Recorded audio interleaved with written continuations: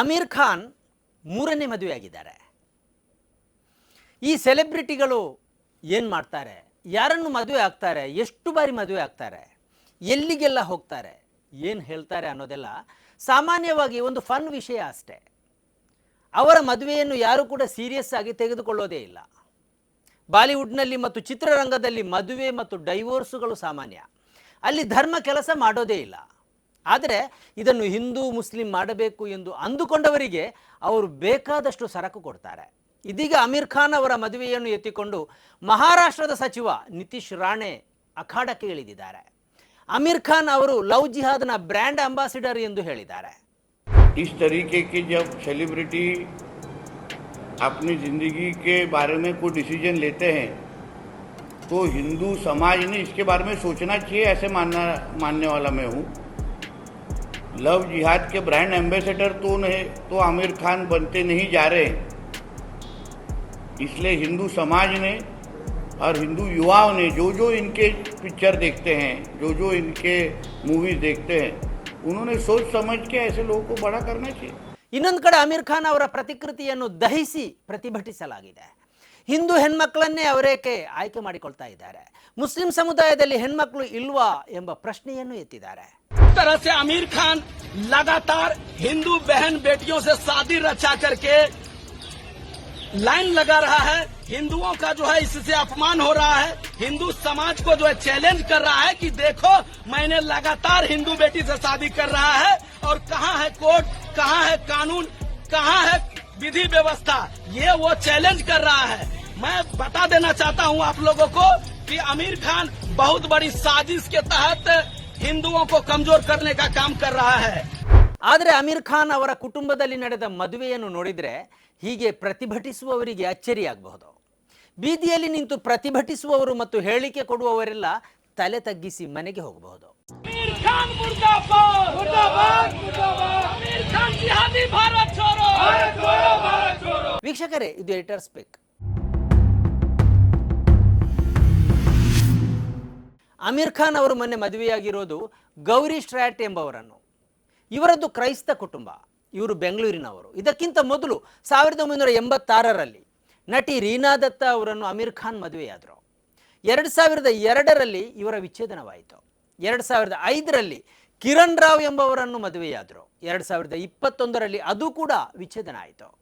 ಇದೀಗ 2026ರಲ್ಲಿ ಗೌರಿ ಸ್ಟ್ರಾಟ್ ಅವರನ್ನು ಮದುವೆಯಾಗಿದ್ದಾರೆ.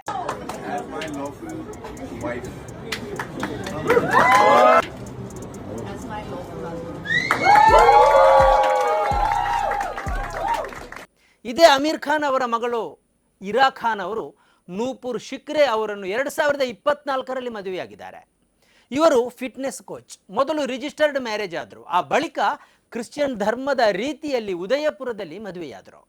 ಅಮೀರ್ ಖಾನ್ ಅವರ ಅಕ್ಕ ನಿಖತ್ ಖಾನ್ ಅವರು ಸಂತೋಷ್ ಹೆಗಡೆ ಎಂಬವರನ್ನು ಮದುವೆಯಾಗಿದ್ದಾರೆ.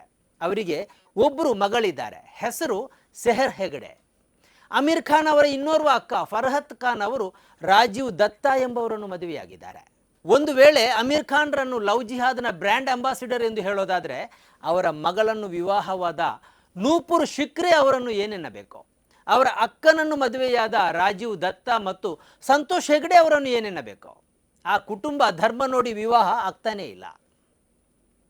ಆ ಕುಟುಂಬದಲ್ಲಿ ನಡೆದಿರುವ ಮದುವೆಗಳೇ ಇದಕ್ಕೆ ಸಾಕ್ಷಿ. ಆದರೆ ಅಮೀರ್ ಖಾನ್ ಕುಟುಂಬದಲ್ಲಿ ನಡೆದಿರುವ ವಿವಾಹವನ್ನು ಮುಚ್ಚಿಟ್ಟು ಕೇವಲ ಅಮೀರ್ ಖಾನ್ ಮದುವೆಯನ್ನು ಮಾತ್ರ ಎತ್ತಿ ಹೇಳಲಾಗ್ತಾ ಇರುವುದು ಯಾಕೆ ಅಂದರೆ ಅದು ಎಲ್ರಿಗೂ ಗೊತ್ತು.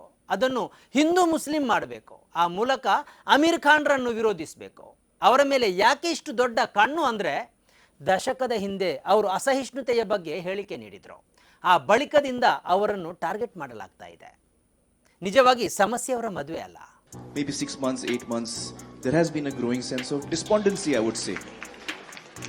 I mean, when I sit at home and talk to Kiran, Kiran and I have lived all our lives in India. For the first time, Kiran says, should we move out of India? Now, that's a disastrous and very big statement for Kiran to make to me. She fears for her child, she fears for, what the atmosphere around us will be. She feels scared to open the newspapers every day. So that does indicate that there is a sense of growing disquiet. It's a sense of growing despondency. Apart from alarm, there's one part of it is alarm. There's another part you feel depressed, you feel low, you feel, why is this happening? So that sense does exist in me, to be quite honest. ಬಾಲಿವುಡ್ನಲ್ಲಿ ಇಂತಹ ಮದುವೆಗಳು ಧಾರಾಳ ನಡೆದಿವೆ. ನಟ ಹೃತ್ವಿಕ್ ರೋಷನ್ ಅವರು Muslim ಯುವತಿಯನ್ನು ಮದುವೆಯಾಗಿದ್ದಾರೆ. ನಟ ಧರ್ಮೇಂದ್ರ ಅವರು ಇಸ್ಲಾಂ ಧರ್ಮಕ್ಕೆ convert ಆಗಿ ಹೇಮಾ ಮಾಲಿನಿಯನ್ನು ಮದುವೆಯಾಗಿದ್ದಾರೆ. ಗಾಯಕ ಕಿಶೋರ್ ಕುಮಾರ್ ಅವರು 4 ಮದುವೆಯಾಗಿದ್ದಾರೆ. ಅದರಲ್ಲಿ ಓರ್ವರು ಮುಸ್ಲಿಂ ಮಹಿಳೆ. ಸಂಜಯ್ ದತ್ ಅವರು 3 ಮದುವೆಯಾಗಿದ್ದಾರೆ. ಅಂದರೆ ಬಾಲಿವುಡ್ ಮದುವೆಯಾಗುವಾಗ ಹಿಂದೂ ಮುಸ್ಲಿಂ ಎಂಬ ಬೇಲಿಯನ್ನು ಹಾಕಿಕೊಳ್ಳೋದೇ ಇಲ್ಲ. ಅಲ್ಲಿ ಮದುವೆಯೂ ನಡೆಯುತ್ತದೆ, ಡೈವೋರ್ಸು ನಡೆಯುತ್ತೆ.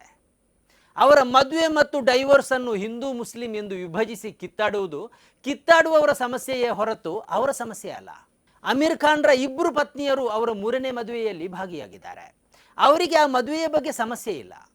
ಸಮಾಜವನ್ನು ಹಿಂದೂ ಮುಸ್ಲಿಂ ಆಗಿ ವಿಭಜಿಸುವುದಕ್ಕೆ ಮತ್ತು ಮುಸ್ಲಿಮರನ್ನು ಕಟಕಟೆಯಲ್ಲಿ ನಿಲ್ಲಿಸುವುದಕ್ಕಾಗಿ ಮಾತ್ರ ಈ ಮದುವೆಯನ್ನು ಎತ್ತಿಕೊಳ್ಳಲಾಗಿದೆ ಎಂಬುದು ಸ್ಪಷ್ಟ.